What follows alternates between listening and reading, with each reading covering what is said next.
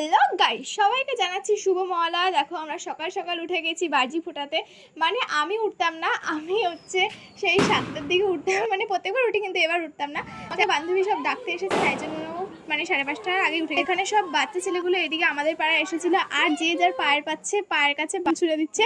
আর সেই কি আওয়াজ কি বলবো, বাজি ফোটাতে এত ভয় পাই, মানে হাতে একবার ফেটে গেছিলো তো তাই জন্য আর ভয় পাই। তো তারপরে দেখো আকাশ কালো করে সেই মেঘ করে সেই কি জোর বৃষ্টি, সেই বৃষ্টি বৃষ্টি বৃষ্টি আমি ভাবলাম যে আর ফাটাতে পারবো না। দিয়ে 8টার মধ্যে সব বৃষ্টি কমে গেছে, আর কি সুন্দর রোদ উঠেছিল।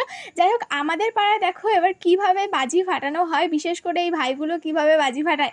দেখো এখানে কচু গাছ, তোমরা তো জাস্ট কচু গাছ দেখছো, কিন্তু গোবরে বা লোকের বাড়ি টিনের চালে বা লোকের বাড়িতে বালতির ভেতরে, মানে কি বলবো, সব জায়গায় বোতল টোতল সব জায়গাতে এরকম বাজি ফাটায়। এবার দেখো এবার ও পুজো করে বলছে আমাদের উলু দে, পুজো করে নাকি ও ফোম ফাটাবে। দিয়ে এটাও কিন্তু বেশ ভালো করেই ফেটেছে, তো আমরা একটু উলু দিচ্ছি।